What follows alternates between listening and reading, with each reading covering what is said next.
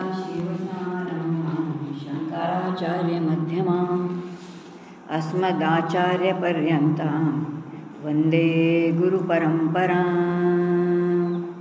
मन्नाथ श्रीजगन्नाथ मद्गुरो श्रीजगद्गुरु मदात्मा सर्वभूतात्मा तस्मै श्रीगुरवे नमः। शुकासारिखे पूर्णवैराग्यजाचे वसिष्ठा परिज्ञानयोगेश्वराचे कवी वाल्मिका सारिखा मान्यायसा नमस्कार माझा सद्गुरु रामदासा। कृपा कटाक्षाची किरणे मोहसमुद्राचे आटणे गडे जय त्या श्रीकृष्णे वंदू तयाते जय जय रघुवीर समर्थ।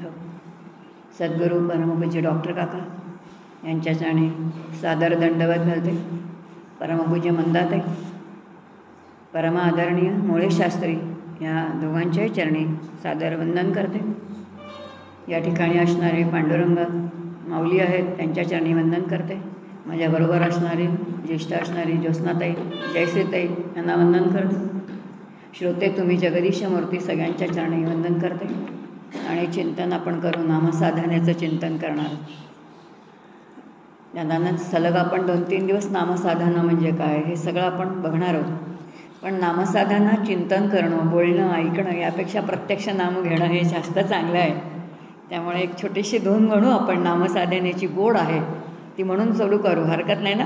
सांगते म्हणा, हरिनारायण हरिनारायण हरिनारायण भज नारायण हरिनारायण हरिनारायण हरिनारायण भज नारायण हरिनारायण नाम परायण हरिनारायण दुरित निवारण इंदिरा रमण गोविंदा गोविंदा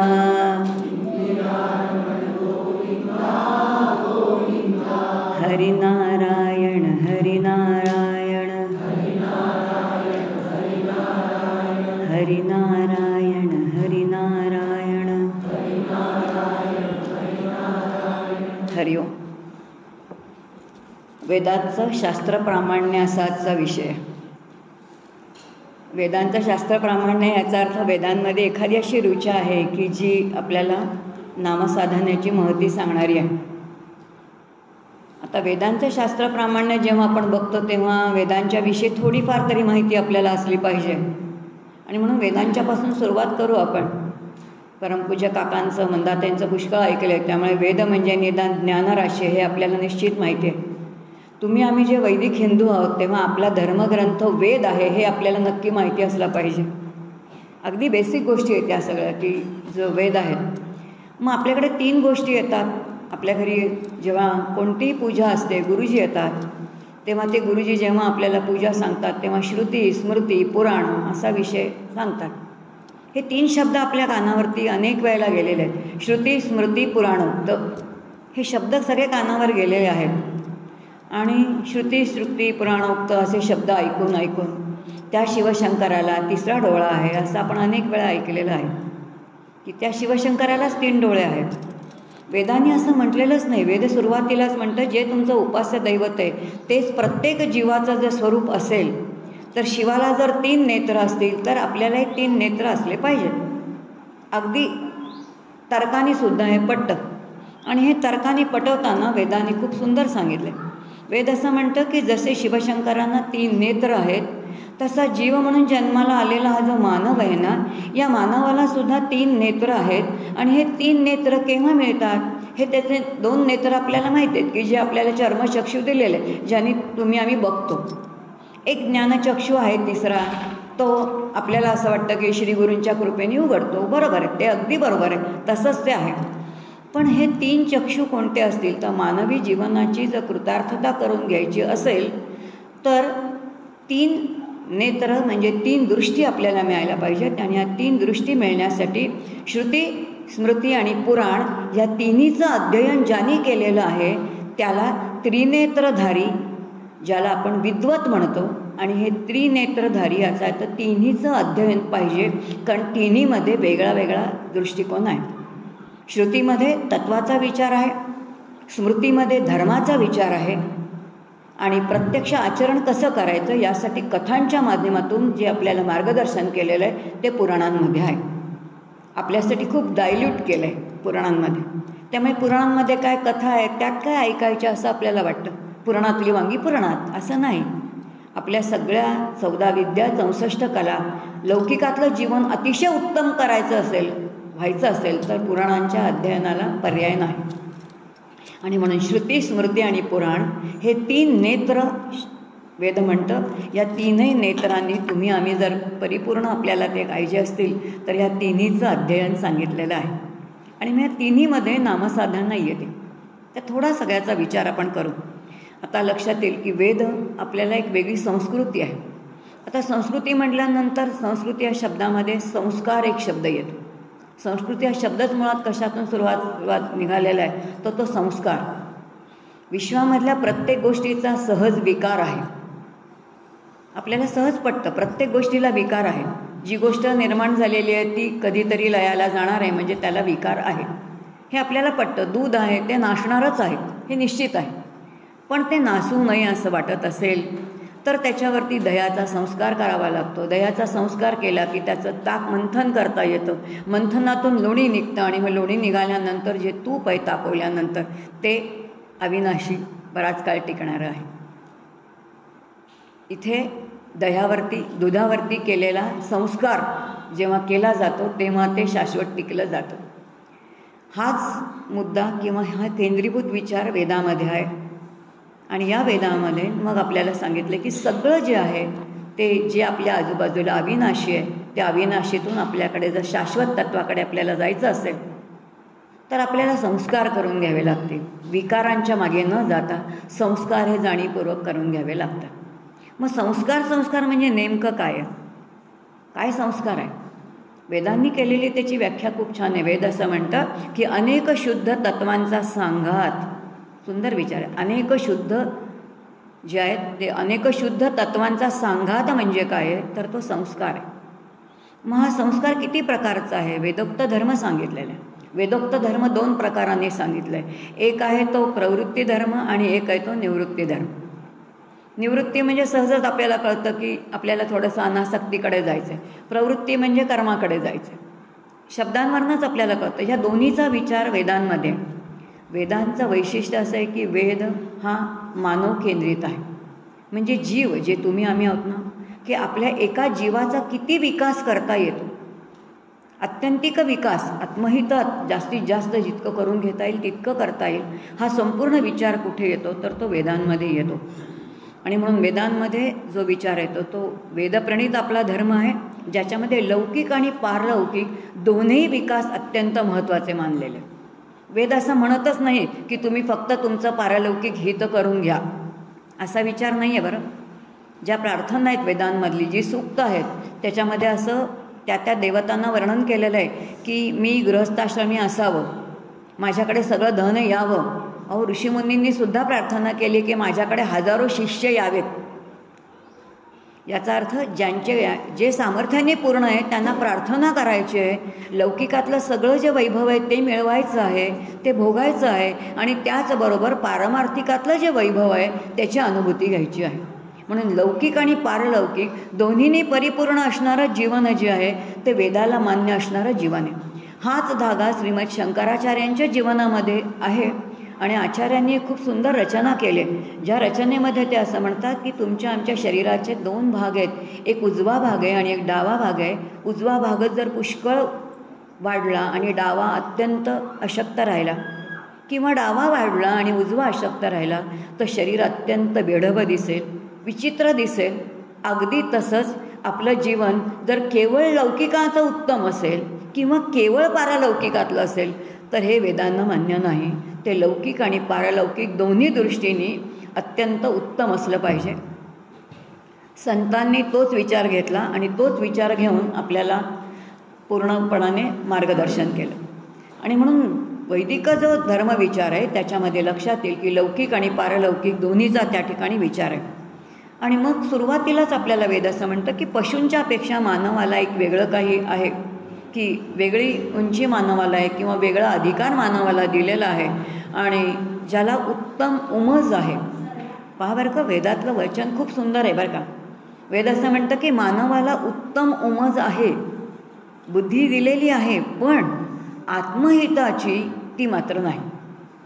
म्हणजे आपलं स्वतःचं हित कशात आहे तेच त्याला कळत नाही आणि मग त्याच्यासाठी त्याला सगळं कळतं पण स्वतःचं आत्महित कळत नाही. आणि ते कळण्यासाठी मात्र आपल्याला शास्त्राकडे तरी जावं लागतं, नाहीतर संतांकडे जावं लागतं. आता वेदातलं वचन आहे म्हणजे ते सिद्धांत आहे, लक्षात घ्या. इथे काही असंच का तसंच का इथे यायला आपल्याला चिंतन करण्याचा विषय नाही, पण फक्त थोडा ज्याला आपण म्हणतो पार्श्वभूमिका तेवढं बघून आपण पुढे जाऊ. आणि मग वेद असं म्हणतं की आपल्याला जर आपण नरदेहामध्ये आलेलो असू तर ह्या जीवनामध्ये सुखदुःख नक्की मिळणार आहे. मग या सुखदुःखाची मीमांसा आपल्याला करावीच लागेल. आता सुखदुःखाची मीमांसा जर करायची असेल तर काही चिंतन करावं लागतं. तसं परमार्थाचं चिंतन करताना सुद्धा काही चिंतनच करावं लागतं. आणि मग हे जर चिंतन करायचं असेल तर मानवी देहामध्ये परमार्थाचा जो विचार येतो तो आनंदासाठी येतो.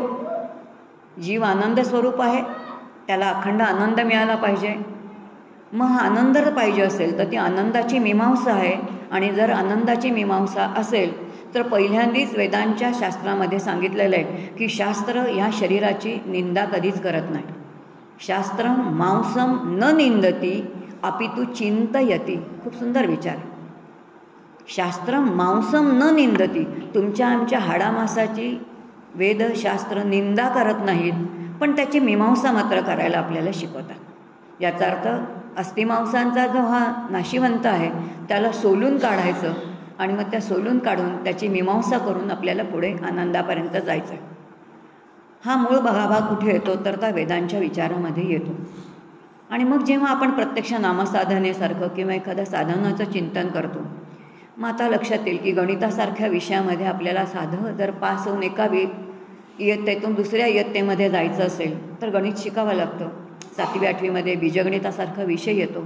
त्या बीजगणितामध्ये क्ष किंवा ज्याला आपण एक्स और वाय जोपर्यंत ते धरत नाही तोपर्यंत आपलं गणित सुटत नाही. आणि ते क्ष आणि य आपण जेव्हा धरतो, एक्स वाय आपण धरतो, त्याची काही जे फॉर्म्युलेज आहे ज्याला म्हणतो सूत्र, ती पाठ करतो. ती पाठ केलं की ती गणितं सुटतात आणि आपण लौकिकांनी एका वर्गातून दुसऱ्या वर्गात जातो.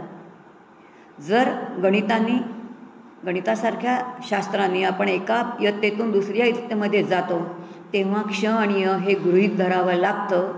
तसं परमार्थाचं चिंतन करताना, आनंदाची मीमांसा करताना, आपल्या सुखदुःखाची मीमांसा करताना आपण आत्ता ज्या जगामध्ये आहोत त्या जगाच्या आधी आणखीन एक विश्व झालेलं होतं, त्याचा लय झाला आणि मग आता हे आहे हे गृहीत धरल्याशिवाय आपल्याला पुढे जाताच येत नाही. याचा अर्थ काही गृहीतं काय ती धरूनच आपल्याला पुढे जावं लागतं. त्याच्याशिवाय आपल्या सुखदुःखाची संगतीच लागत नाही. आपल्याला कळतच नाही की आपल्या जीवनामध्ये इतके सुखाचे प्रसंग आहेत. काय आपण केलं आहे की आपल्याला इतकं सुख मिळालेलं आहे. त्याचं उत्तर आपल्याला नक्की कळतं की मी इतकं पुण्यकर्म केलेलं नाही तरीही मला ते मिळालेलं आहे. दुःखाचाही एखादा सल आहे, काय आहे मी पापही नाही केलेलं. मग आपल्याला थोडं तर्काने कळतं की हे या जन्माचं नाही गत जन्माचं असलं पाहिजे. मग कुठेतरी हा प्रवास आहे. हा प्रवास आपल्याला शास्त्र सांगतं. आणि हे शास्त्र कुठून आलेलं आहे तर मूळ वेदात त्याचा स्रोत जो आहे तो वेदाचा आहे. आणि तो वेदाचा स्रोत असल्यामुळे की या ठिकाणी सुखाची मीमांसा ज्या वेदांमध्ये केलेली आहे त्याच्या आधाराने आपण नामसाधना समजून घेणार आहोत. परमार्थाचा हेतू कालच सांगून झालं, ज्याचा उल्लेख पहिल्यांदाच ज्योत्स्नाताईंनी केला. त्यानंतर स्नेहाताईंनी त्याचा पुन्हा उल्लेख केला की सकळ दुःखाची कारणासहित निवृत्ती. आनंदाचं तत्त्वज्ञान आहे. जीव आनंद स्वरूप आहे. त्या आनंदाच्या अनुभूतीसाठी आपल्याला काय आहे तर संपूर्ण परमार्थ आहे. आता ह्याच एका सूत्राच्या आधाराने आपण पुढे जाणार आहोत.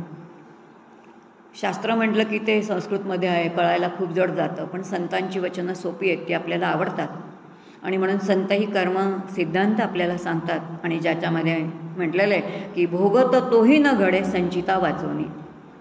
याचा अर्थ काहीतरी संचित आपण केलं आहे, त्याच्याशिवाय आपल्याला भोग मिळतच नाही, मग सुखाचा असू दे किंवा दुःखाचा असू दे. आता हा सिद्धांत आहे, या सिद्धांताच्या आधाराने आपण पुढे जाऊ.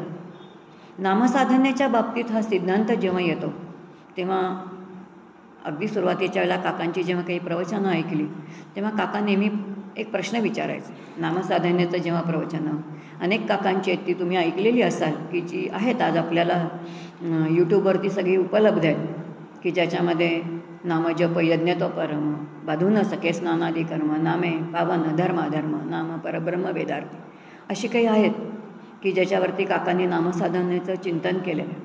काका प्रश्न विचारायचे की तुम्हाला मला नाम घ्यायची पाळी का आली?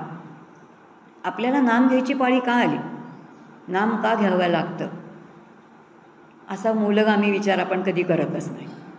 संत आपल्याला अंतर्मुख करतात बरं का असे प्रश्न विचार. गडावरती जायचो, मारुतीबुवा असायचे.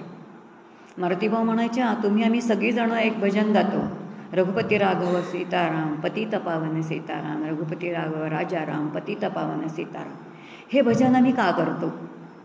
आम्ही टाळ्या वाजवतो फक्त रघुपती राघव राजाराम असं म्हणताना, पण हे नाम घेणं किंवा हे आपल्याला का करावं लागलं? दोघांनी प्रश्नच विचारलेत बरं का. लक्षात येईल की मारुतीबुवाही प्रश्नच विचारतायत, परमपूज्य डॉक्टर काकाही प्रश्नच विचारतायत. मेघ आहे त्या ठिकाणी की जीवाला नाम घेण्याची पाळी का आली किंवा आपल्याला रघुपती राघव का म्हणावं लागलं? त्याचं सरळ सरळ उत्तर आहे की आपण स्वरूपामध्ये न राहता इतके विषयांच्या इंद्रियाच्या माध्यमातून विषयांच्या मागे धावत झालो आणि विषयांच्या मागे धावत गेल्यामुळे आपणच आपल्या अंतःकरणाच्या स्थितीपासून पतित झालो. आणि जो पतित झालेला आहे तो कोण आहे? तर तो जीव आहे. आणि जो जीव आत्मस्वरूपापासून पतित झालेला आहे त्याला पुन्हा आत्मस्वरूपावरती येण्यासाठी रघुपती राघव राजाराम म्हटल्याशिवाय पर्याय नाही. किती सोपं झालं सांगा बरं.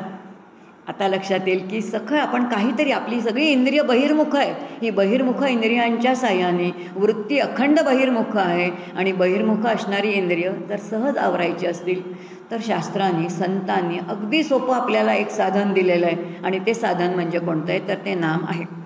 आणि मग हे नाम नेमकं काय आहे? नाम म्हणजे नाममहती इतकी गायलेली आहे, कारण जे नाम आहे ते परमात्म्याचं नाम आहे. तो परमात्मा कसा आहे? तो निर्गुण निराकार आहे, तो शक्ती स्वरूप आहे, तो ज्ञानस्वरूप आहे, तो सच्चिदानंद घन आहे. हे सगळी विशेषणं आपल्याला माहिती आहे. मग असा तो कसा आहे? तर तो कसा आहे? तर तो मुळात अमूर्त आहे. आता जो परमात्मा अमूर्त आहे याचा अर्थ तो डोळ्यांनी दिसणार नाही. शब्द किती सुंदर वापरलेत बघा. अमूर्त असणारा परमात्मा विश्वाला अंतर्बाह्य व्यापून राहिलेला आहे. आणि हे जाणायचं असेल, हे जाणण्यासाठी काय आहे? तर नामाचं चिंतन आहे. आणि जेव्हा आपण अशा नामाचं चिंतन करू तेव्हा त्या नामाची परिसीमा कोणती असेल? तर ज्या अमूर्त परमात्म्याचं चिंतन केलेलं आहे त्याच परमात्म्याचं स्वरूप जीवाला प्राप्त होणं ही ती त्याची परिसीमा आहे. आता काय परिसीमा सुंदर सांगितले, लक्षात येईल. परिसीमाच किती सुंदर आहे की ज्याची उपासना आपण करतोय त्या उपासनेच्या त्या तत्वापर्यंतच आपल्याला नामाच्या साह्याने जायचं आहे. इतकं स्पष्ट या ठिकाणी आपल्याला वेद सांगतात. आणि मग आपण आता प्रत्यक्ष ऋग्वेदातली जी ऋचा आहे त्या एका ऋचेच्या आधाराने थोडं चिंतन करू. काल त्याचा थोडा विचार आदरणीय स्नेहाताईंनी घेतला, कारण आदित्याचा त्याने उल्लेख केला की ज्या आदित्याला वेदामध्ये विष्णू म्हटलेलं आहे, व्यापनोती इथे विष्णू असंच त्याला म्हटलेलं आहे. आणि ती जी ऋचा आहे ती ऋचा अशी आहे, तम उ स्तोतारहा पूज्या यथा विदे ऋतस्य गर्भः जनुषा पिपरतनः आ अस्य जानन्तः नाम चित विभक्तन महाते विष्णू सुमतीम भजामहे. शेवटचे 3-4 शब्द तरी आपल्याला नक्की कळले असतील. विभक्तम महा ते विष्णू सुमतीम भजामहे. चांगल्या मतीने चांगल्या बुद्धीने आपल्याला त्याचं भजन करायचं आहे, त्याचं नाम घ्यायचं आहे. नामचित शब्द चालेल. सच्चिदानंद घन परमात्मा असेल तर नाम हे चित ज्ञानस्वरूप आहे. तेच आपल्याला काय करायचं आहे? त्या ज्ञानापर्यंत घेऊन जाणार आहे. आणि ते घेऊन जाणारं त्याचं चिंतन आपल्याला करायचं आहे. त्याचा थोडक्यात मराठीत अर्थ असा, हे स्तोत्यांनो यज्ञाचे. आता यज्ञ, आपल्याला यज्ञ म्हटल्यानंतर गुरुजी करतात तो यज्ञ आठवतो. वेदांमध्ये, ऋग्वेदामध्ये हा यज्ञ अपेक्षित नाही आहे. तो यज्ञ ते प्रतिकात्मक आहे. कारण परमार्थशास्त्राची एक शुद्ध व्याख्या आपण बघू. आपण परमपूज्य काकांकडून ऐकले परमार्थशास्त्रामध्ये काय आहे की ज्याला आपण म्हणतो अध्यात्मशास्त्र, शरीरामध्ये एक असं तत्व आहे की जे शोधण्याचं शास्त्र म्हणजे अध्यात्मशास्त्र आहे. तत्त्वज्ञानाची व्याख्या जेव्हा येते ती व्याख्या अशी आहे की जे त्रिकालाबाधित सत्य आहे, त्रिकालाबाधित असणारं सत्य जेव्हा एखाद्या सिम्बॉल म्हणजे प्रतिकात्मकतेतून मांडलं जातं तेव्हा त्याला काय म्हणतात तर अध्यात्मशास्त्र म्हणतात. ही तत्त्वज्ञानाची व्याख्या आहे. आता या तत्त्वज्ञानाच्या व्याख्येवरती वेदातलं विचार आधारित आहे. आता वेदांमध्ये जर याच्यावरती ते आधारित असतील तर लक्षात येईल की या संपूर्ण जी श्रुती आहे त्या श्रुतीचा अर्थ असा आहे की यज्ञाचे जलनिर्मितीचे केंद्र म्हणजे कोण आहे तर तो सूर्य, अग्नी आहे, जो संपूर्ण या विश्वाचा आधार आहे. आणि हा आधार कोणाचा आहे तर या पृथ्वी तत्वाचा आधार आहे. कारण तुम्ही आम्ही सगळे पृथ्वीवरती आहोत. जीवसृष्टी पृथ्वीवरती आहे आणि या पृथ्वीचा आधार जो असेल तर तो कोण आहे तर तो वरती असणारा सूर्य, आदित्य तो आहे. अतिप्राचीन अशा या विष्णुरूप तेजोमय सूर्याचे ज्ञान काय ऋग्वेद सांगतोय की अतिप्राचीन अशा या विष्णुरूप तेजोमय सूर्याचे ज्ञान आणि पराक्रम आपणास माहीत आहेच. या सर्वांचे पंचभूते स्तुतिरूप वर्णन स्तोत्र पठण करून त्यालाच तृप्त करा, त्याचेच नाम घ्या, त्याचाच पराक्रम गा, त्याचं विस्तृत वर्णन जाणून घ्या, त्याच्या नामसंकीर्तनाने त्याला प्रसन्न करा. तो प्रसन्न झाला की आपल्यावरती कृपा होईल आणि अशा विष्णुरूप सूर्या तुझे सद्बुद्धीने मला स्तवन करता येऊ दे आणि सद्बुद्धीने तुझं स्तवन करून तुझं नाम मला घेता येऊ दे. असा ह्या रुचेचा अर्थ आहे. आता लक्षात येईल की वेद असं सांगतोय की आदित्याचं वर्णन केले की जो सूर्य संपूर्ण विश्वाचा कारभार, याचा अर्थ लक्षात येईल की आपलं सगळं जलचक्र ज्याच्यावरती आधारित आहे तो सूर्य आहे. भागवतामध्ये हाच विचार अगदी सुलभ करून महर्षी व्यास आपल्यासमोर सांगतात आणि महर्षी व्यास असं म्हणतात की आकाशामध्ये असणारा आदित्य जो आहे तो आदित्य म्हणजे ते अव्यक्त परब्रह्माचं व्यक्त स्वरूप म्हणजे कोणतं असेल तर ते सूर्य आहे.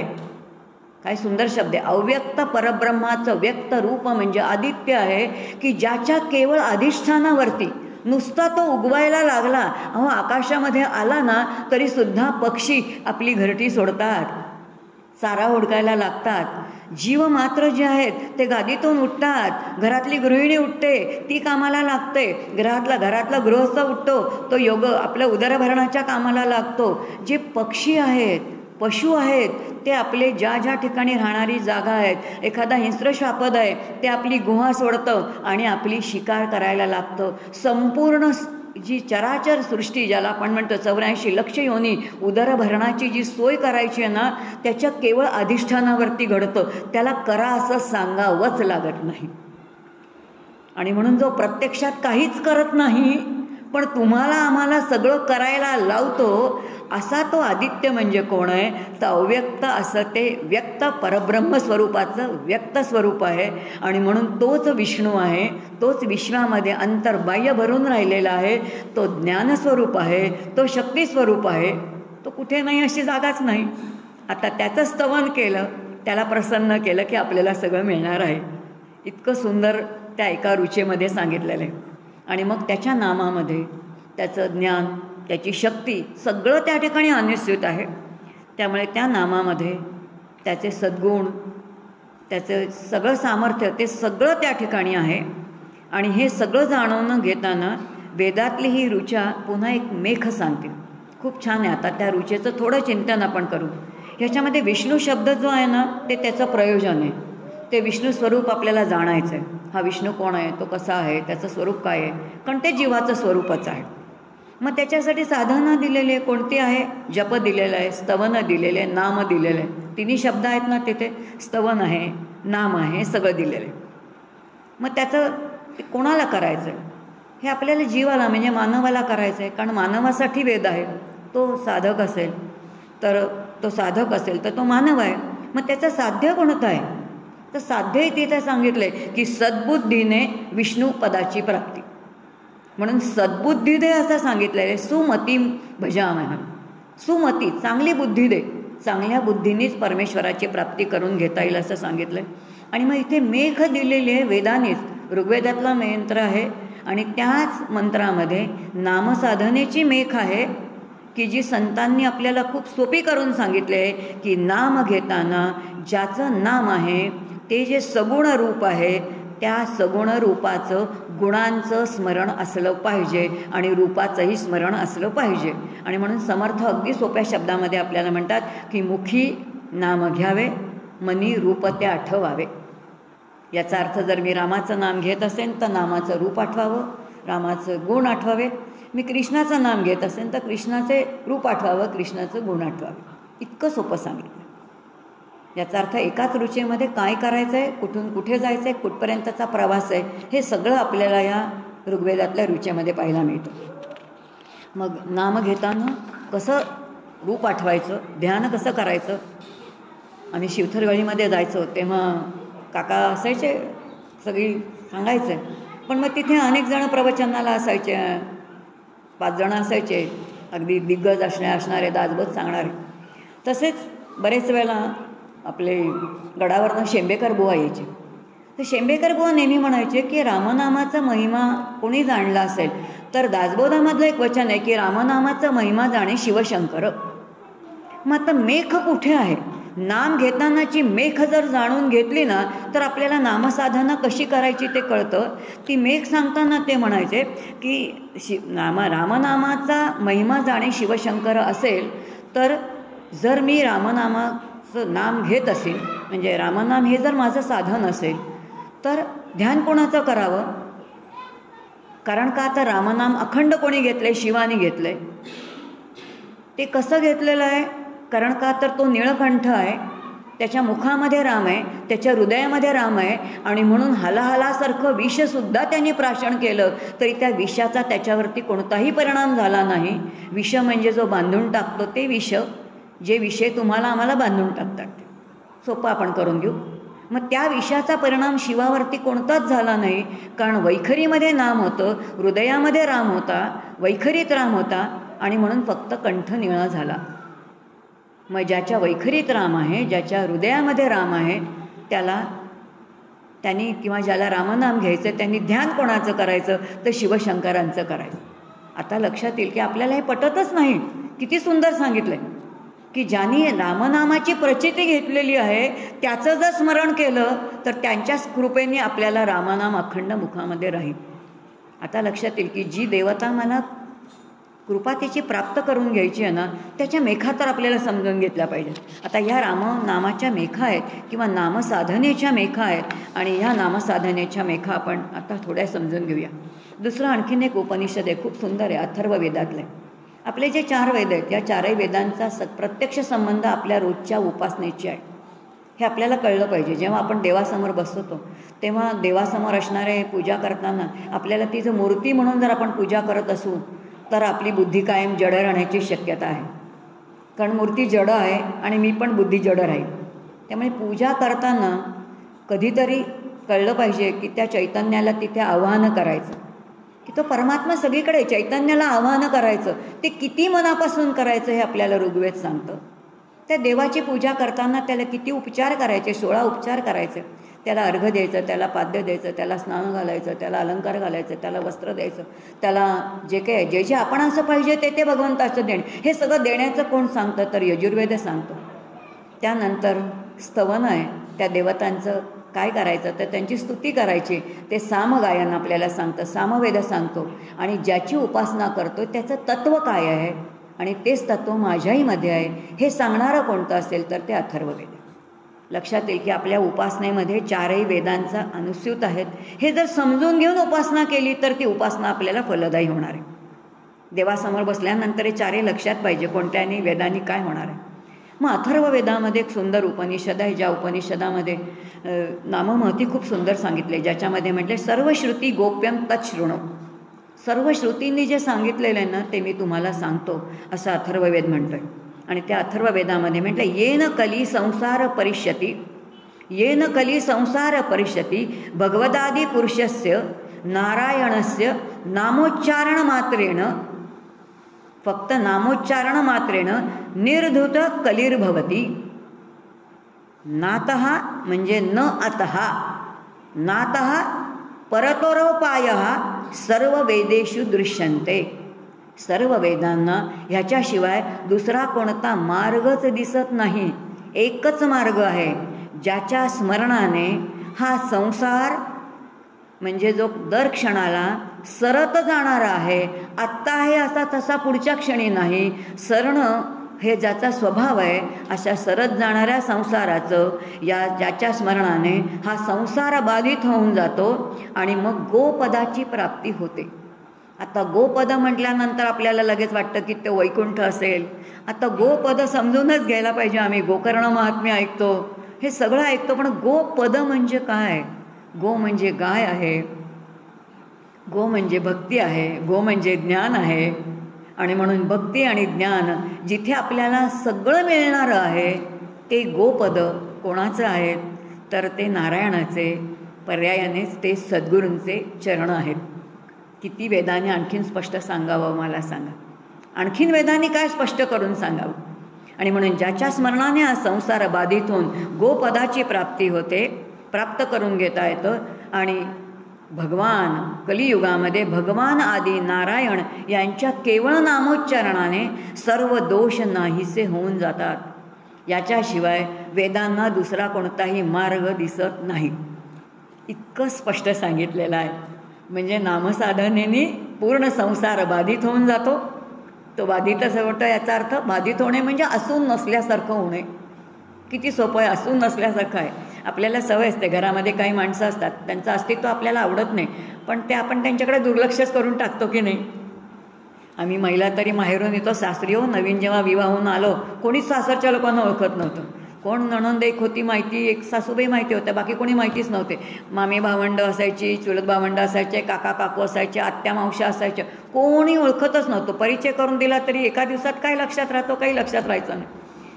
पण जेव्हा विवाहून आले पहिल्यांदी, तेव्हा सगळे असून नसल्यासारखे होते. एकच दिसत होता, ज्याच्यासाठी मी आलेले होते. याचा अर्थ असून नसलं करताय हे आपल्याला प्रपंचात जमतं की नाही. इकडे तसंच आहे. जेव्हा विवाह झाला तेव्हा तीच दिसत होती, बाकी कोणी दिसत नव्हतं. आपले आई वडील दिसत नव्हते, तिचे आई वडील दिसत नव्हते. याचा अर्थ असून बाधित करणं हे आपल्याला माहिती आहे, पण ते इथे वापरायचं हे आपल्याला माहिती नाही आहे. आणि हे इथे कसं वापरायचं आपल्याला वेद आणि शास्त्र संत सांगतात. आता लक्षात येईल की बाधित करणं. आणि म्हणून वेदांना ह्याच्याशिवाय दुसरा कोणता अन्य श्रेष्ठ मार्गच दिसत नाही, सापडत नाही असं सांगितलं. खूप छान उपनिषद आहे. या उपनिषदामध्ये नारदांचा आणि ब्रह्मदेवांचा संवाद आहे बरं का. आणि मग या ठिकाणी प्रश्न विचारले की नामाने काय घडतं. पहिलाच प्रश्न विचारला की नामाची माहिती कळली की केवळ नामाच्या उच्चाराने काय होणार आहे, तर संसार बाधित होणार आहे. पण मग आणखीन काय घडणार आहे, नामाने काय घडणार आहे, त्याचं उत्तर देताना सांगितलं आहे ना, आकाशामध्ये जसे मेघ असतात, म्हणजे काळे ढग असतात, मेघ असतात, ज्याच्यामुळे स्पष्ट सूर्याचं दर्शन घडत नाही, असे जे मेघ असतात, पण ज्या वेळेला प्रत्यक्ष सूर्यवरती येतो त्यावेळेला सगळे मेघ जे आहेत ते निघून जातात आणि मग स्वच्छ सूर्याचं दर्शन घडतं. तसं नामाने अंतःकरणामध्ये असणाऱ्या वासनांचं आणि विकारांचं असणारं शेवाळं, हे सगळं शेवाळं नाहीसं होऊन जातं आणि जीवाची बुद्धी अत्यंत शुद्ध होऊन जाते. आणि बुद्धी शुद्ध झाली की त्याला परमात्म्याचं दर्शन तिथे स्पष्ट होतं.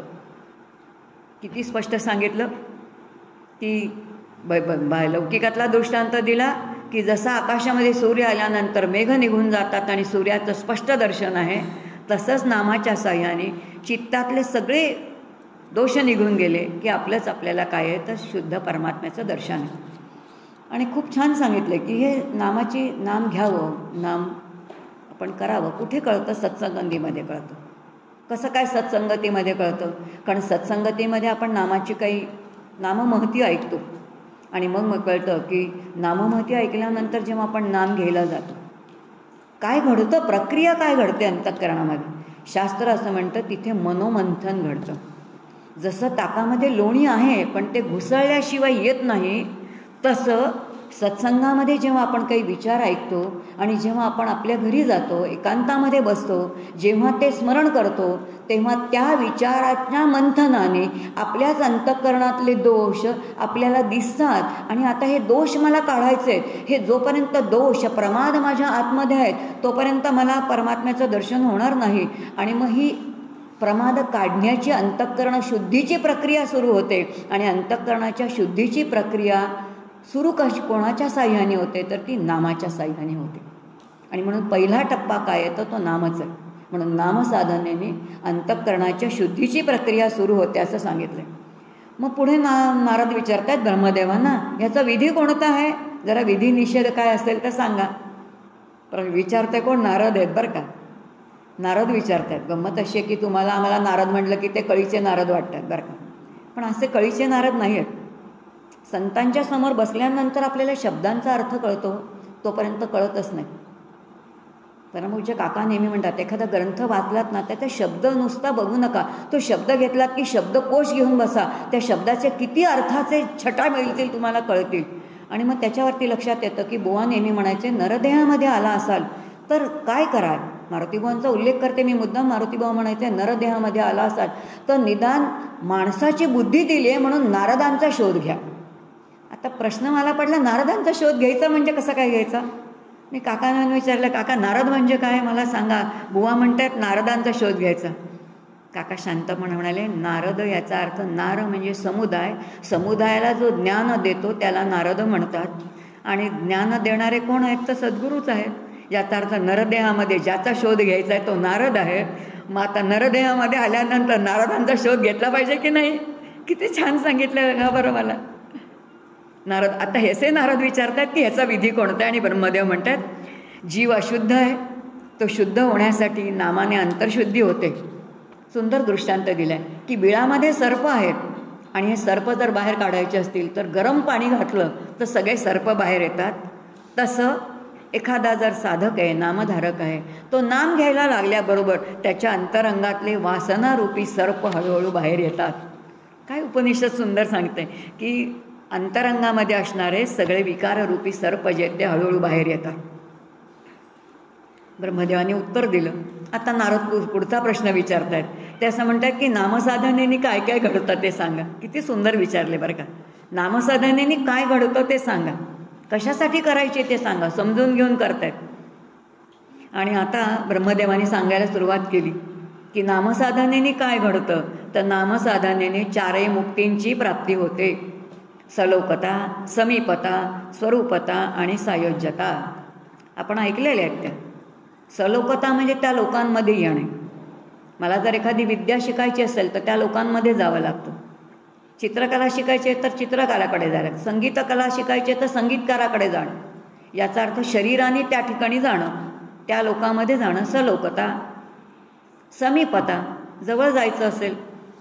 प्रत्येक वेळेला दिवसभर बसणं शक्य आहे का? आहे मी समर्थांची भक्त आहे म्हणून मी दिवसभर समर्थांच्या बाजूला बसू शकणार आहे का? सांगणार आहे.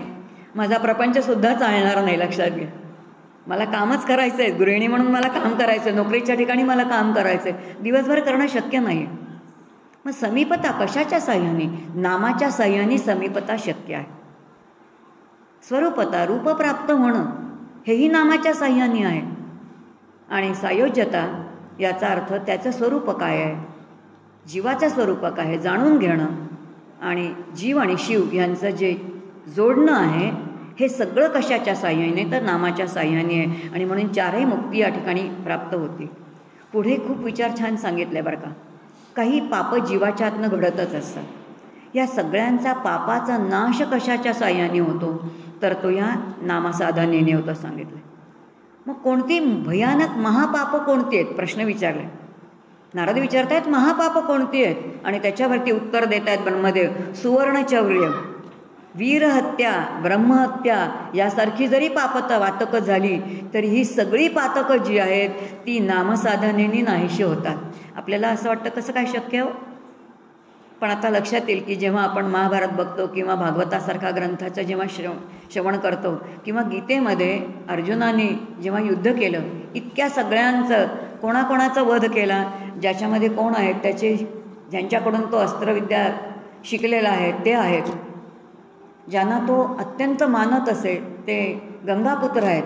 या सगळ्यांचा वध त्यांनी केलेला आहे. याचा अर्थ हा काय आहे? एकीकडे बघितलं तर ते पाप आहे, पण त्या पापाचं कोणतंही पापकर्माचं फल त्याला ते लागलेलंच नाही, कारण अंतःकरणामध्ये भगवंत आहे, भगवंताचं स्मरण आहे. आणि त्या ठिकाणी भगवान कृष्ण सांगतायत की माम स्मर युद्ध, मला स्मरण करून युद्ध कर. याचा अर्थ त्याच्या स्मरणामध्ये केलेलं जे कर्म आहे ते त्याला लागतं. त्याचं जे फलाचं जे आहे सुखदुःखाचा लेप तो त्या जीवाला लागत नाही ना, जीव सुटतो त्याच्यातून वेगळा. आणि म्हणून अर्जुनाला त्याचा कोणताच लेप लागलेला नाही. हे नामसाधनेचं खूप सुंदर गमक आहे. आणि हे सगळं त्या ठिकाणी सांगितलेलं आहे की असं कोणतंही पापसुद्धा या ठिकाणी नाहीशी होतात. पुढे म्हटले काही अपकार म्हणजे आपल्यावरती काही आपल्या हातून कळत नकळत आपण कुणावरती तरी कुणाला तरी दुखवलेलं असतं बरं का. म्हणजे अपकार आपण करतो असं आपल्याला वाटतच नाही. त्याच्यामध्ये ब्रह्मदेव किती सुंदर सांगतायत की आपले पितर आहेत. सगळ्यात पितरांना आठवतो का हो आपण? आईवडिलांना आठवतो, सासू सासऱ्यांना फार तर पण माझा एखादा काका असतो, एखादा मामा असतो, जवळचा भाऊ असतो जो गेलेला असतो, ज्याच्याकडून मी खूप काही चांगलं शिकलेली असते बरं का. पण त्याचं स्मरण होतं का आपल्याला? नाही होत ना. ह्या पितरांचं त्यांनी खूप छान, पितर आहेत, देव आहेत, मनुष्य आहेत, यांच्या विरोधामध्ये कधी कधी आपण काय करतो तर त्यांचे केलेले उपकार आपण विसरून जातो. म्हणजे ते अपकार आपल्या असतात. आपण अपकारामध्ये राहत असतो, पण हे अपकार जे आहेत जर नामसाधन आपण केलं तर हा दोषसुद्धा आपला निघून जातो. याचा अर्थ नकळत केलेला दोष आहे, हा मुद्दाम केलेला दोष नाही आहे बरं का. आपण काही मुद्दाम कोणाला दुखवत नाही, पण कळत नकळत केलेले हे सगळे दोष जे आहेत हे नामसाधनेने निघून जातात असं सांगितलं आहे. आणि मग म्हटलं आहे की नामाग्नी ज्या वेळेला भडकतो, काय शब्द सांगितला ब्रह्मदेव सांगतायत, एकदा नामधारकाच्या अंतःकरणामध्ये नामाग्नी प्रगटला की नामाग्नीचा परिणाम काय आहे तर त्याच्या अंतःकरणामध्ये ज्ञानाग्नीसुद्धा भडकतोच. म्हणजे नाम काय करतं तर ते ज्ञानाला काय करतं तर प्रवृत्त करतं. म्हणजेच नाम हे ईश्वराभिमुख करतं, नाम ईश्वराभिमुख करतं, म्हणजेच नामच आपल्याला ज्ञानाभिमुख करतं. म्हणजे ज्ञान आपल्याला आकलनाला, जे पहिल्यांदा आपल्या बुद्धीला आकलनाला येत नाही ते हळूहळू आपल्या बुद्धीला आकलनाला यायला लागतं. पुढे म्हटले नामीच्या ज्ञानाने कर्माचे लेप जळून जातात. खूप सुंदर आहे, नामीच्या ज्ञानाने कर्माचे लेप जळून जातात. किती सुंदर विचार आहे. पहा बरं, आपण समर्थ मला नेहमी दासबोधातला काल उल्लेखही केला, मला वाटतं ज्योत्स्नाताईंनी उल्लेख केला आणि त्याचा थोडा उल्लेख पुन्हा स्नेहाताईंच्या ह्याच्यात आला की संत आपल्याला म्हणतात की उठताना बसताना जेवताना भोगताना नाम घ्या, येता जाताना उठता बसताना नाम घ्या. काही वेळ आहेत का सांगायला? ते किती साधी सोपी प्रक्रिया, अतिशय साधी पण ही प्रक्रिया समजून घेतली ना की आपल्याला कळतं की नामसाधनेने नेमकेपणाने काय घडणार आहे. लक्षात घ्या, नामसाधना करणारा कोण आहे विचार केला तर लक्षात येईल की नाम घेणारा जीव म्हणजे तुम्ही आम्ही आहोत. तुम्ही आम्ही नाम घेतो याचा अर्थ जीव जो आहे, ज्याला आपण जीव म्हणजे मी म्हणतो, थोडक्यात त्याला प्रत्येकजण आपण मी म्हणतो, भेसळयुक्त मी करणारा असा धरू आपण आत्ता त्याला. हा जो मी आहे तो हा शरीराच्या उपाधीच्या आतमध्ये आहे. आपली सगळी केलेली कर्म कुठे आहेत ते या शरीराच्या उपाधीच्या बाहेर म्हणजे जगामध्ये आहे. कर्ता उपाधीच्या आतमध्ये, केलेलं कर्म शरीराच्या उपाधीच्या बाहेर म्हणजे जगामध्ये आहे. आता कर्ता जीव जो आहे तो कर्त्याने जर नाम घेत कर्म केलं तर परिणामी काय आहे, नाम घेऊन जर केलेलं कर्म असेल तर कर्ता आणि कर्म ह्याच्यामध्ये जेव्हा नाम येतं तेव्हा त्या कर्माचा लेप कर्त्याला न लागता त्या ज्याचं त्यांनी नाम घेतलेलं आहे त्या नामाला लागतो. म्हणजेच पर्यायाने नामाच्या नामीला लागतो आणि कर्ता जीव त्या कर्मापासून सुटतो. म्हणजे नाम घेऊन केलेलं जे कर्म आहे त्या कर्माचं सुखदुःखरूपी फल तुम्हाला आम्हाला भोगावंच लागत नाही. आता जिथे कर्माचं फल भोगावं लागत नाही तिथे आपण मोक्षाच्या दृष्टीने हळूहळू पुढे चाललो की नाही? कारण दिवसभरामध्ये लक्षावधी कर्म करतो, या प्रत्येक लक्षावधी कर्माचं फळ आपल्याला मिळणारच आहे. कोणतं एक संचित घेऊन आलेलं गाठोडं किती माहिती नाही, त्याच्यामध्ये रोज भरच पडते आहे. ती भर पाडण्याची प्रक्रिया तरी थांबली की नाही निदान नामसाधनेने? आता इतका मोठा जर लाभ असेल की या जीवनामध्ये, या आयुष्यामध्ये संचितामध्ये भर पडण्याची प्रक्रियाच जर नामसाधनेने थांबून गेली तर मला वाटतं तो प्रचंड मोठा एक आपल्याला मिळालेला कायता आधार आहे. आणि म्हणून येता जाताना उठता बसताना नाम घ्यायला सांगितलेलं आहे. म्हणून नामाग्नीने काय आहे तर कर्माचे लेप जळून जातात. त्यामुळे मग अनुकूल संवेदना आहे ती सुखम, प्रतिकूल संवेदना आहे ती दुःखम, हे सगळं निघून जातं. बस केवळ आपण कर्म करणं एवढंच आपल्या हातात शिल्लक राहतं आणि तेवढंच करायचं असं आपल्याला वेद सांगतात. पुढे त्यांनी म्हणले की सर्व धर्माचा परित्याग घडतो. किती सुंदर विचार आहे. सर्व धर्माचा परित्याग घडतो. वेद जेव्हा धर्म शब्द वापरतात ना तेव्हा तो हिंदू धर्म, वैदिक सनातन धर्म, यवनी धर्म, इस्लाम धर्म असलं काही नाही आहे. काही नाही. धर्म हा शब्द जेव्हा जेव्हा येतो तेव्हा तेव्हा तो धर्म कर्म अशा अर्थानेच आहे. धर्म म्हणजे कर्तव्य कर्म. आपल्या स्वभावानुसार जे आपल्याला कर्तव्य कर्म करायचं आहे त्यालाच धर्म म्हटलेलं आहे. आणि असं जर धर्म असेल तर सर्व धर्म परित्यज्यम, याचा अर्थ सर्व धर्मांचं परित्यज्य काय आहे तर परित्याग घडतो नामाने. याचा अर्थ नामाच्या साह्याने अंतःकरणामध्ये नामीचं स्वरूप सगळं कळलं जातं आणि मग स्वरूप कळल्यानंतर काही धर्माची बंधनं आपल्या हातून सुटून जातात. कधी कधी असं घडतं की घरामध्ये खूप पाहुणे आलेले आहेत आणि त्या दिवशी मला पूजाच करायला वेळ मिळत नाही आणि मग रुखरुख लागला, अरे देवाची पूजाच नाही केली, अरे आज देवाची पूजाच नाही केली, आज देवाची पूजाच नाही केली, असं वाटतं की नाही मनामध्ये. बाकीच्यांना माहीत नाही, मला तरी वाटतं बरं का. उगाचच रुखरुख वाटायची. एक दिवस ते विचारलं, म्हटलं काय फारच अवघड आहे, घरी पाहुणे आले तर पूजाच होत नाही, काय करायचं. निवांत बसलेले. आता संत किंवा सद्गुरू काय सांगतात लखान, किती सोपं सांगितलं त्यांनी. ते म्हणाले कशाला हुरहुर वाटून घ्यायची, एक निर्णय बुद्धीचा करून टाकणं. आलेला आहे ना तो त्याचं स्वरूप आहे, समजून टाकायचं म्हणजे त्याचीच पूजा झाली की नाही. सर्व धर्म परित्यज्य बरं का घरातले. मग त्या दिवशी मी माझ्या मुलांकडे दुर्लक्ष केलं, माझ्या घरात आणखीन कोण नातेवाईक आहेत त्यांच्याकडे दुर्लक्ष केलं, पण आलेल्या पाहुण्यांचं सगळं केलं. मग ह्या सगळ्यांचं म्हणजे पतीकडे दुर्लक्ष केलं, पोरांकडे दुर्लक्ष केलं, घरातल्या स्वयंपाकाकडे दुर्लक्ष केलं, देवांकडेही दुर्लक्ष केलं. हे सर्व धर्मकर्म होतं ना. पण धर्मकर्मी सगळं सोडलं. सर्व धर्म परित्यज्य, त्यांना सगळ्यांना सोडून आलेलं रूप अतिथी ह्या नारायण स्वरूप आहे हे जाणलं तर सर्व धर्म मामेकम शरणम व्रज, आलेला अतिथी नारायण स्वरूप आहे म्हणून जर त्याचं केलं तर आता त्या अधर्माचा लेप लागेल की धर्माचा लेप लागेल. धर्मापणाने वागले असेल तर धर्माचाच लेप लागेल. मग लेपाचा प्रश्नच नाही, ते कर्मच निर्लेप झालं. लक्षात घ्या. त्याचं स्मरण करून केलेलं असेल तर ते कर्मच निर्लेप लागेल. आता इथे लक्षात येईल की नामसाधना ही केवळ वैखरीने करायची नाही आहे. त्या नामाच्या पाठीमागे काही विचार आहे, तो विचार करून घेऊन करायचं आहे. आणि म्हणून त्याच्यामागचं चिंतन आहे, त्या चिंतनाने आपल्याला तो सगळा विचार करायचा आहे. आणि तो चिंतनाने विचार करता करताना इथे लक्षात येईल की थोडा साधं शब्द आहे बरं का. नाम म्हणजे दुसरं काही नाही. पण खूप सुंदर शास्त्राने म्हटले की एखादा अडाणी बाई आहे, ती आपल्या पोराचं नाव लालू ठेवते.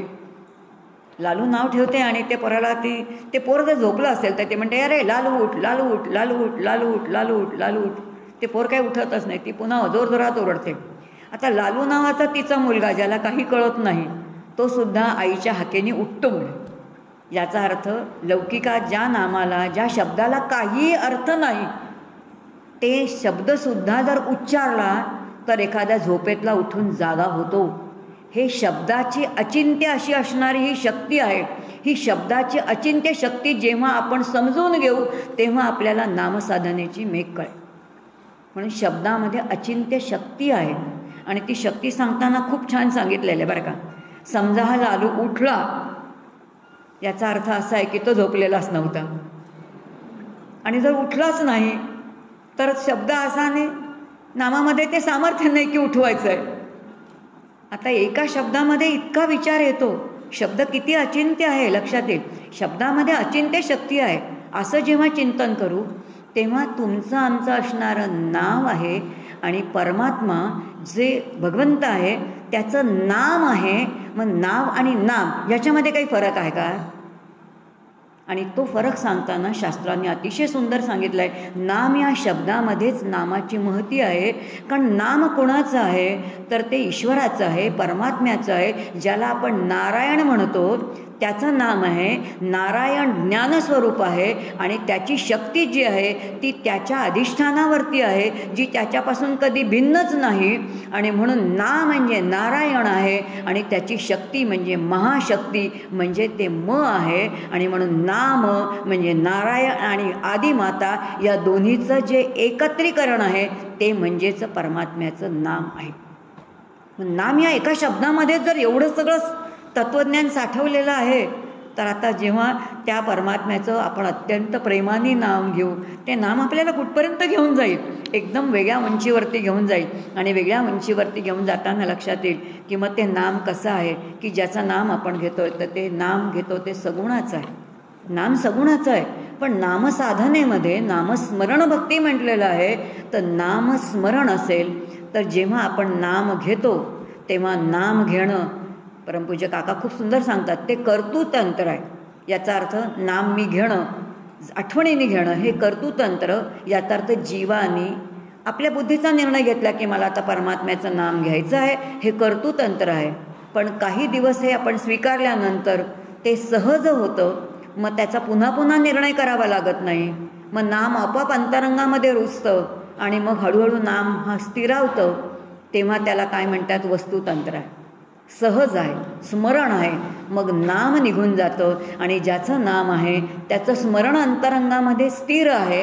आणि म्हणून नामापासून सुरू झालेला प्रवास स्मरणापर्यंत जाणं, नामापासून सुरू झालेला प्रवास स्मरणापर्यंत जाणं म्हणजे कर्तृतंत्राकडून आपल्याला वस्तुतंत्रापर्यंत जाणं.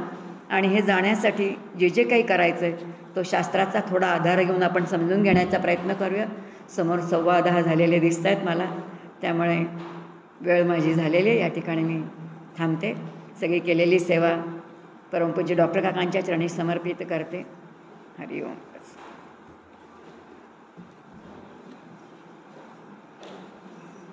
10:15पर्यंतच वेळ होती ना, 10:15पर्यंतच वेळ होती ना, 10:30पर्यंत वेळ होती.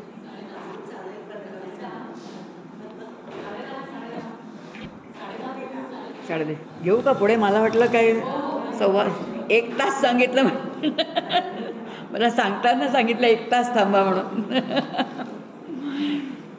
जाऊ थोडं पुढे. मग विषय तसाच थोडा पुढे नेते. आपण आत्ता बघत होतो की व्यवहारातला एक शब्द सुद्धा अचिंत्य शक्ती कशी आहे. नामातली शक्ती काय आहे ते आपण पुढे बघू. आपण सगळे वेदांत शिकलो, परमपूज्य काकांकडे खूपच शिकलो. तोच दृष्टांत घेऊया आणि सामान्य शब्दसुद्धा आपल्याला अज्ञानातून किंवा दुःखातून बाहेर काढतो. की जे परमात्म्याचं नाव नाही, बरं का, परमात्म्याचं नाव नाही, पण ते साधा शब्दसुद्धा आपल्याला दुःखातूनच बाहेर काढतो. आणि म्हणून प्रत्येक शब्दामध्ये अचिंत्य अशी शक्ती आहे असं आपल्याला वेद सांगतो. त्या शब्दाच्या गाभाऱ्यामध्ये आपल्याला गेलो की त्या शब्दाचं सामर्थ्य काय आहे ते आपल्याला कळतं. खूप सुंदर दृष्टांत वेदांनी शास्त्रांनी दिलेला आहे. तो दृष्टांत असा आहे की एक अज्ञानी माणूस आहे. आपल्याला माहिती आहे, सगळे दृष्टांत सगळ्यांना माहिती आहे की जो अज्ञानी आहे अंधारामधून निघालेला आहे आणि अंधारामधून निघाल्यानंतर त्याला अर्धवट काय दिसला तर सर्प दिसला. सर्प दिसल्याबरोबर तो घाबरला, पाठीमागे फिरला. पाठीमागे फिरल्यानंतर पाठीमागे कोणीतरी होतं. बाबा रे, मागे का फिरलास? मागे कशासाठी फिरलास? तो म्हणे नाही, समोर सर्प आहे म्हणून मी मागे फिरलो. खरंच आहे का? खरंच आहे सर्प, बघूया म्हणाला. जाणकार होता आणि तो पुढे गेला आणि त्याच्या लक्षात आलं की नाही, तो सर्प नाही आहे, ती दोरी आहे. तो सर्प नाही, तो रज्जू आहे असं कोणाच्या लक्षात आलं की जो जाणकार होता. आणि त्या जाणकाराने जो घाबरलेला होता त्याला एवढंच सांगितलं, बाबा रे, अरे घाबरतोस कशाला? तो सर्प नाही, तो रज्जू आहे. आणि जेव्हा ज्याला तो भ्रम झालेला होता त्याला नक्की कळलं की अरे, मी घाबरलो होतो कोणाला? सर्पाला, पण तो सर्प नाही, रज्जू आहे. याचा अर्थ रज्जू हा सामान्य शब्द आहे, पण तो रज्जू हा सामान्य शब्द ऐकल्यानंतर सुद्धा एका अज्ञानी असणाऱ्या जीवाचं अज्ञान निघून गेलं, त्याचं भय निघून गेलं आणि भय निघून जाऊन तो निर्भय झाला म्हणजे तो आनंदित झाला की नाही, सुखीत झाला की नाही. कोणताही शब्द, शब्दातलं सामर्थ्य जीवाला आनंदाकडेच प्रवृत्त करतं, लक्षात घ्यायचं. आनंदाशिवाय काही देतच नाही. आणि म्हणून शब्दामधली अचिंत्य शक्ती आपण कधीतरी समजून घेतली पाहिजे आणि ती समजून घेऊन त्याच्यावरती नामसाधनाही आधारित आहे. मग आता नामसाधना घेताना आपण ज्यांचं नाम घेतो त्यांचं स्वरूप काय आहे थोडं बघू. मी आत्ता फक्त नाम हा शब्द सांगितला. हे सगळं सांगताना वेदांनी खूप शास्त्रांचा आधार घेतला. मग ज्या वेळेला असं होतं की ज्या वेळेला विश्व नाही, मग काहीच नसताना काय असत होतं की असत होतं, नासदीय सुक्तापासून तिथून सुरुवात झाली. मग एकोम बहुश्याम प्रजा येतं स्फुरण झालं, एकाकी न रमते. मग हळूहळू काय येतं स्फुरण आहे, मूळमाया, मूळमायातून गुणमाया, गुणमायातून जडमाया, मग जडमायातून पहिल्यांदा 3 गुण, 3 गुणांच्या साह्यातून मग 3ही गुणांमधून काय काय निर्मिती झाली. सत्वगुणातून देवता निर्माण झाल्या, रजोगुणातून ज्या काही आहेत त्या इंद्रियांच्या देवता इंद्रिय निर्माण झाली, तमोगुणातून पंचतन्मात्रा, मग त्या पंचतन्मात्रांमधून नंतर मग पंचीकरण. हा सगळा विषय तिथे दिलेला आहे. हा सगळा विषय वेदांमध्ये येत आहे बरं का. नामसाधनेमध्ये हा विषय दिलेला आहे. आणि मग नामसाधनेमध्ये हा विषय देताना असं सांगितलेलं आहे की ज्यांचं नाम आपण घेतो ते तुम्ही आम्ही सुद्धा पंचकरणांनीच बनलेलो आहोत. याचा अर्थ तुमचा आमचा देहसुद्धा पंचीकरणांनी, याचा अर्थ पंचमहाभूतांनीच बनलेला आहे. पंचमहाभूतांनी आहे ना आपल्याकडे, आपल्या पंचमहाभूतांनी बनलेलाच हा देह आहे सगळा, बघितला तर लक्षात येईल. मग ज्यांचं नाम आपण घेतोय त्यांचा पण पंचमहाभूताचा आहे की आणखीन काहीतरी वेगळं पण त्याच्यामध्ये आहे. आता ते वेगळेपण सांगताना शास्त्रांनी असं म्हटलं आहे की त्यांचा जो काही धर्म म्हणजे जो हे आहे की तो दिलेला जो दृष्टांत आहे तो पुन्हा मी कोणत्या उपनिषदांच्या आधाराने सांगते ते म्हणजे आत्ता ब्रह्मदेवांचा आणि नारदांचा जो संवाद आहे त्या उपनिषदांच्या आधाराने सांगितलेला जो विषय आहे त्याच्यामध्ये त्यांनी म्हटले की आपले जे देह आहेत ते केवळ जे स्थूल पंचमहाभूत आहेत त्यांनी बनलेले आणि जे अवतार आहेत, अवतार ज्यांचे ज्यांचे झालेले आहेत. मग आता जीव आणि अवतार यांच्यामध्ये काहीतरी ते फरक असला पाहिजे. मग त्यातला ढोबळमानाने अगदी फरक कोणता असेल की येणं आणि जाणं ज्याच्या स्वाधीन नाही ते तुम्ही आम्ही सगळे जीव आहोत आणि येणं आणि जाणं ज्यांच्या स्वाधीन आहे ते अवतार. सरळ कधी अवतार घ्यायचा, कुठे घ्यायचा, केव्हा घ्यायचा, कसा घ्यायचा, काय कार्य करायचं, कधी संपवायचं, हे ज्यांच्या स्वाधीन आहे ते सगळे अवतार आहेत. मग हे सगळ्या अवतारांना काय म्हटलेलं आहे, ते विग्रहवान धर्म असा त्यानं शब्द दिलेला. रामाचं वर्णन करताना असंच रामायणामध्ये वर्णन म्हटलंय, एषः विग्रहवान धर्म. राम हा काय आहे तर साक्षात धर्मानेच काय केलेलं आहे तर अवतार घेतलेला आहे. विश्वामित्रांचं वर्णन करताना वशिष्ठ असंच करतायत, एषः विग्रहवान धर्म. म्हणजे जे जे अवतार आहेत त्या अवतारांचं वर्णन करताना त्यांनी म्हटले की हे विग्रहवान धर्म आहेत. याचा अर्थ त्यांचा देह आपल्याला दिसल्यासारखा जरी तो पंचमहाभूतांचा असला तरीसुद्धा शास्त्राने असं म्हटले तो केवळ तो त्यांच्या आपल्यासारखा पंचमहाभूतांचा नाही तर पंचमहाभूतांच्या तन्मात्रा म्हणजे गुण आहेत आणि ते गुण अत्यंत सतेज आहेत आणि म्हणून ते त्यांचे देह त्या गुणांचे असल्यामुळे अत्यंत कसे आहेत तर ते तेजस्वी आहेत. आता लक्षात येईल की स्थूलापेक्षा जे सूक्ष्म आहे ते अत्यंत तेजोमय आहे आणि ते गुणांचे असल्यामुळे तेजोमय आहेत आणि जे तेजोमय आहेत ते सरळ डोळ्यांनी बघता येत नाही. आपल्याला दिसेल काय डोळ्यांनी? आकाशामध्ये असलेले सूर्यसुद्धा 12 वाजता आपण साधा बघू नाही शकत, लक्षात येईल. मग समोर जे तेजोमय आहे ते आपल्याला दिसणार नाही. आता ह्या गुणांनी बनलेला देह आहे तो म्हणून तो तेजोमय आहे असा आहे की वेगळा विचार आपल्याला ह्या उपनिषदामध्ये बघायला मिळतो. आणि म्हणून त्यांचे देह गुणांचा आहे आणि गुण म्हणजे आणखीन सूक्ष्म आहेत आणि म्हणून एषः विग्रहवान देह असं या ठिकाणी सांगितलेलं आहे. आणि मग इथून ही जी नामसाधना सुरू होते आणि मग या नामसाधनेमधून पुढे आपल्याला सांगितले की या नामसाधनेच्यामध्ये काही शक्ती आहेत बरं का. किती प्रकारच्या शक्ती आहेत नामसाधनेमध्ये त्यांनी सांगितले, जवळजवळ 7 ते 8 प्रकारच्या शक्ती आहेत. या किती प्रकारच्या शक्ती आहेत आणि तुम्ही ते जाणून घेऊन करा किंवा न जाणतेपणे करा, पण या सगळ्या शक्ती कळत न कळत जीवाला प्राप्त होणार आहे. मग त्या शक्ती कोणत्या आहेत? पहिल्यांदी त्यांनी सांगितले, पहिल्यांदी कोणती आहे तर ती कशी असेल तर ती भवन कशी आहे तर भवन पावनी, याचा अर्थ तीनही भुवनांना पावन करणारी अशी ती शक्ती आहे. याचा अर्थ जो नाम घेतो तो नामधारक जो आहे त्याच्यासाठी तीनही भुवनं जी आहेत ती पावन होतात. काल आणखीन एक उत्तर ह्या भुवन म्हटल्यानंतर लक्षात आलं, काल उल्लेख झाला की 4 आपल्याकडे युग आहे, बरोबर आहे. एक झालं सत्ययुग आहे, की याला कृतायुग किंवा सत्ययुग म्हणतो. त्यानंतरचं येणारं त्रेतायुग आहे, नंतरचा द्वापार आहे, आत्ताचं कली आहे. काल उल्लेख केला स्नेहताईंनी, प्रत्येक ठिकाणी उपासनेची पद्धत वेगळी आहे. कृतायुगामध्ये सत्ययुगामध्ये काय आहे तर ती ओंकाराची साधना होती, म्हणजे निर्गुणाचीच उपासना होती, तेव्हा झेपण्यासारखी होती ती. त्रेतामध्ये बघितलं तर यज्ञ यागादी साधन आहे. द्वापारामध्ये बघितलं तर अर्चन आणि जे आहे ज्याला आपण म्हणतो की अर्चन संपूर्ण किंवा लीला वर्णन ह्याच्या साह्याने पूजन करणं आहे. आणि कलियुगामध्ये नामस्मरण आहे. हे आपण सगळं ऐकलं आहे. पण वेदाने आणखीन एक वेगळा विचार मांडला आहे. वेद असं म्हणते की हे जे युग आहेत ही युगांची सुद्धा एक गती आहे आणि ही युगसुद्धा 4 युग जात आहेत, पुन्हा 4 युग येत आहेत, 4 युग जात आहेत, 4 युग येतात, असं हे ब्रह्मांडाचं विश्वचक्र अखंड चालू आहे. मग या अखंड चक्रामध्ये आपल्याला प्रश्न पडेल की आता मी कलियुगामध्ये असेल तर मी काय करायचं, मला कलियुगामध्ये साधन करायला मिळणार आहे का. तर या ठिकाणी आपल्याला शास्त्रांनी इतका सुंदर दिलासा दिलेला आहे. शास्त्र असं म्हणतं तुम्ही कलियुगामध्ये असा आणि कलियुगामध्ये असताना तुम्ही जर तुमच्या उपास्य दैवताचं अत्यंत प्रेमाने त्याचं जर लीलावर्णन करत असाल, त्याचं जर गान करत असाल तर तुम्ही स्वतःला समजून घ्या की मी आत्ता जी उपासनेची पद्धत स्वीकारलेली आहे त्या उपासनेच्या पद्धतीने मी कोणत्या युगामध्ये आहे तर मी द्वापार युगामध्ये आहे. मी जर यज्ञयागादी करत असेन आणि यज्ञयागादी करून वैदिक कर्म करत असेल तर मी माझ्यासाठी आत्ता हे युग जरी कलियुग असलं बहिरंगामध्ये तरीसुद्धा माझ्यासाठी हे त्रेतायुगच आहे.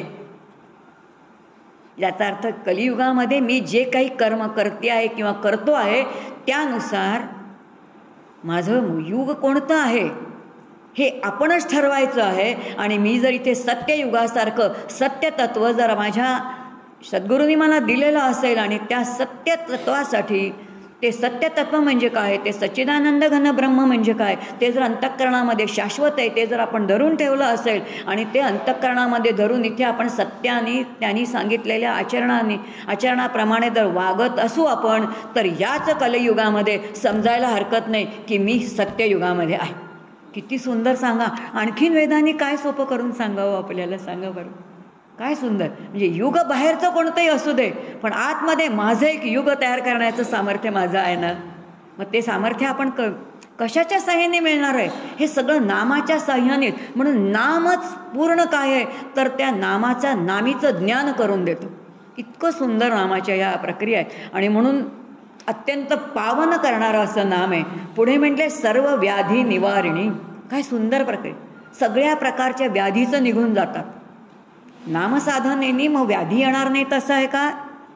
शरीराप्रमाणे व्याधी येतील पण त्या व्याधी आता त्रास देणार नाहीत. काका म्हणतात ना पाय दुखतात तर त्याला गोळी द्या, त्याला राहू द्या आणि मला जिथे राहायचं तिथे राहता येऊ दे. याच देहामध्ये त्या शरीरापासून अलिप्त होण्याची शक्ती नामामध्ये आहे. खूप सुंदर दृष्टांत ह्याचा दिलेला आहे की सर्व व्याधी निवारिणी. व्याधी निवारिणी कसं काय शक्य आहे. कथा सांगितली मला चंद्रशेखर महाराजांनी सांगितलेली खूप सुंदर कथा आहे. त्यांनी एक दिवस कथा सांगितली की नाम हे सगळ्या प्रकारच्या व्याधी कशा काय नाहीसं करतं. त्यांनी कथा सांगितली ती कबीरांची.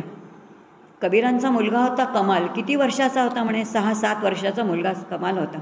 आणि कमाल ज्यावेळेला कबीर काशीमध्ये होते त्यावेळेला त्यांनी बघितलं की एक मोठा धनिक होता, जमीनदार होता आणि तो जमीनदार हजारो लोकांना घेऊन भाविक लोकांना आला. तो म्हणतो एवढा जथ्था माणसांचा एवढा घोळका कशासाठी आला. लहान मुलगा, अत्यंत त्याला जिज्ञासा वाटते. तो थांबला तिथे आणि बघितलं तर तो जो आलेला जमीनदार होता त्याला भयंकर असाध्य असा रोग झालेला होता. आणि त्याला कोणीतरी सांगितलं की बाबा रे तू नाम घे, तुझं काय होईल तर तुझा रोग बरा होईल. पण त्यांनी एवढंच ऐकलं होतं की नामाने माझा रोग बरा होणार आहे. मग ह्यांनी काय केलं, आपल्या गावच्या लोकांना सांगितलं चला मी नाम घेतलं पण मी काही बरा झालो नाही, तेव्हा मी आता असं करतो, हा माझा देह मी काय करतो गंगेमध्ये समर्पित करून टाकतो, माझ्याबरोबर तुम्ही चला, तुम्ही फक्त नाम घ्यायचं, मी रोज तुम्हाला 1 रुपये देईन. त्या काळामधला 1 रुपया म्हणजे किती हो. त्या जथ्थेलाच्या जथ्था घेऊन आला आणि मी या छोट्याला मुलाला कमालाला नवल वाटलं म्हणे की हा काय प्रकरण आहे म्हणून त्यांनी विचारलं आणि त्याला सगळं कळलं. तर ते म्हणे, अरे माझे वडील तर म्हणतात नाम घेतल्यानंतर, रामाचं नाव घेतल्यानंतर सगळ्या बाधी निघून जातात. आणि मग हे एवढे नाम घेतात, एवढी लोकं बरोबर आहेत, यांनी इतकं नाम घेतल्याची व्याधी कशी गेली नाही? याचा अर्थ काहीतरी गडबड घोटाळा आहे, नाम घेण्यामध्ये गोंधळ झालेला आहे. आणि तो 6-7 वर्षाचा मुलगा त्या जमीनदाराला म्हणतो म्हणे, तुम्ही माझं ऐकाल का? ऐकतो म्हणे.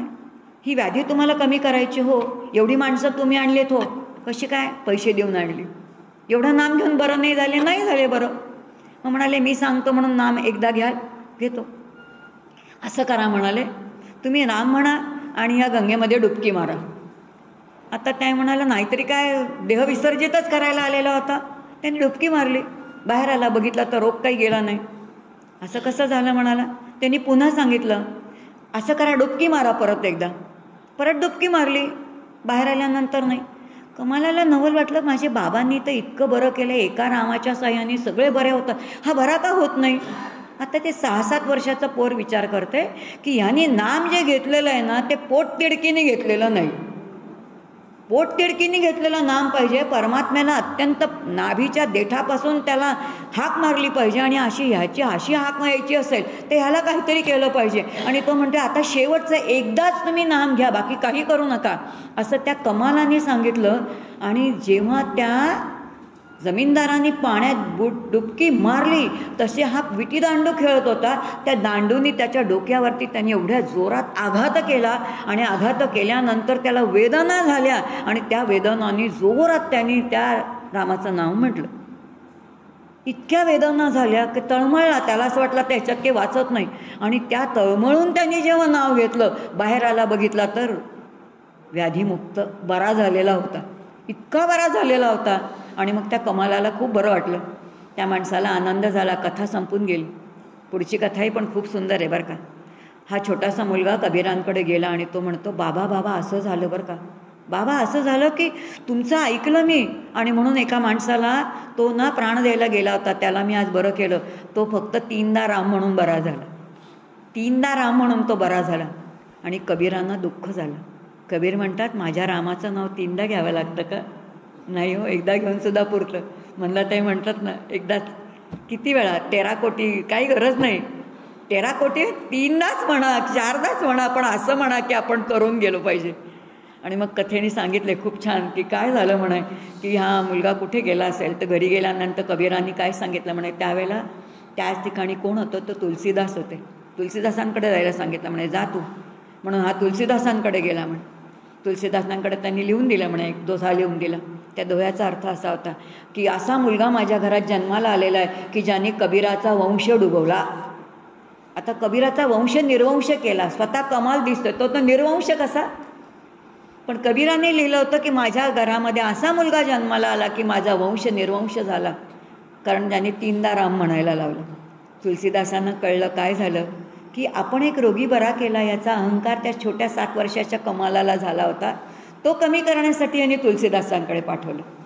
मग तुलसीदास म्हणाले, एवढंच आहे का? काही हरकत नाही, तू काय कर आता, बाकी काही कर नको, थांब म्हण. मग त्यांनी म्हटलं, काय कोण बरे झाले ना रोगी? म्हणाले, आता गावामध्ये किती रोगी आहेत, त्या सगळ्यांना रोगी घेऊन या. आता काशीसारख्या ठिकाणी भीक मागत बसणारे अनेक रोगी होते, सगळे गोळा करून आणले म्हणे. हे सगळे रोगीच जोगळे केले का? तर कबीर महाराज बरं करणार आहेत म्हणून. म्हणजे कबीरांनी सांगितलं म्हणून तुलसीदास बरं करणार आहेत. तुलसीदासांनी काहीच केलं नाही म्हणे. एक पाणी घेतलं, पाण्यामध्ये तुळशी दलावरती राम अक्षरं काढली आणि ते तुळशी दल पाण्यामध्ये भिजवलं आणि ते पाणी तीर्थ प्यायला दिलं आणि प्रोक्षण केलं, सगळे बरे झाले. हे त्या मुलाने बघितलं आणि तो म्हणतो, 3दा सुद्धा रामने गेले. इथं तर तुलसीदासांनी एकदाच लिहिलं म्हणे राम, आणि सगळे रोगी बरे झाले. नाम रोग निवारण. त्याला कळलं, धावत पुन्हा म्हणे कबीरांकडे गेला. कबीर म्हणताय त्याला कळलं तरीसुद्धा असलेला अहंकार सुद्धा घालवायचा, म्हणून कुठे पाठवलं तर म्हणे सूरदासांकडे पाठवलं. त्याच वेळेला सूरदास तिथे काशीमध्ये आहेत, अंध होते, डोळ्याने काही दिसत नव्हतं. त्यांनी ओळखलं म्हणे, कमाला तू आलायस? हो. कसा आलास? बाबांनी पाठवलं म्हणून. कशासाठी पाठवलं? काही दिलेलं आहे. त्यांनी पुन्हा दिलं, लिहून पाठवलं होतं कशासाठी पाठवलेलं आहे. की यांनी काय केलं, 3दा राम म्हणायला लागलं. आता एकदा रामाचा याला महिमा कळलं की रामनामाचा महिमा आणखी नाही हा या मुलाला सांगायचं आहे. ही खूण कोणाला कळली तर सूरदासांना कळली म्हणे. आणि म्हणून सूरदासांनी सांगितलं, कमाला अरे काय लिहिलं आहे ते वाचून दाखव ना. तो म्हणे वाचून कशाला दाखवायला पाहिजे, तुम्हाला मी आलेलं कळलं की नाही. नाही रे मी अंध आहे ना. हा म्हणतो अरे मी आलेलं कळलं, माझं नाव कळलं आणि आता मला म्हणता अंध म्हणून. नाही रे. आणि आता ते म्हणत आहेत की अरे ते नदीमध्ये ना प्रेत वाहतंय ते घेऊन ये जरा. ते म्हणजे अंध तर आहे आणि प्रेत वाहतंय कसं काय कळलं ह्यांना. कमाल अत्यंत अचंबित झाला, हे काहीतरी वेगळं आहे. पण तरीसुद्धा त्यांनी ती आज्ञा पाळली आहे. खरंच एक प्रेत त्या काशीच्या गंगेमधून वाहत होतो. ते प्रेत कोणाच्या मदतीने त्याने आणलं. आणि आता सूरदास म्हणत आहेत अरे कमाला त्या प्रेताचा कान कुठे जरा दाखव रे मला, तो कान जरा माझ्या मुखाशी आण. आणि त्या कमालाने म्हणे त्या प्रेताचा कान त्या तुलसीदासांच्या तिथे नेला आणि त्या सूरदासांच्या इथे नेला. आणि सूरदासांनी फक्त र म्हणजे रा एवढा एकच बीजमंत्र म्हटला आणि ते प्रेत उठून बसलं. ही रामनामाची किंवा परमात्म्याच्या नामाचं सामर्थ्य आहे. म्हणून ते कसं आहे तर ते त्रिभुवन पावन करणारं आहे, सर्व व्याधी निवारण करणारं आहे, सर्व दुःख निवारण करणारं आहे, मलदोष निवारण करणारं आहे, विक्षेप दोष निर्माण करणारं आहे. कायिक वाचिक मानसिक सगळी पापं जी आपल्या हातून घडतात ती सगळी नाहीशी करणारं आहे. सगळ्यात शेवटचा आवरण दोषसुद्धा नाहीसा करणारं आहे. मुक्तिप्रदायिनी मुक्ती देणारं आहे. आणि त्याचबरोबर स्वरूप साक्षात्कार प्रदायनम स्वरूपाचा साक्षात्कार सुद्धा करून देणारं काय आहे तर ते नामसाधन आहे. अशी इतकी नामाची महती आपल्याला कुठे दिसते तर ती उपनिषदामध्ये दिसते. आणि त्या उपनिषदांच्या नामसाधनेचं थोडं चिंतन म्हणून वेदप्रामाण्य आणि शास्त्रप्रामाण्य नामसाधनेचं काय आहे तेवढं आपण बघितलं. इथेच सेवा परमपूज्य काकांच्या चरणी समर्पित करते आणि थांबते. जय जय रघुवीर समर्थ.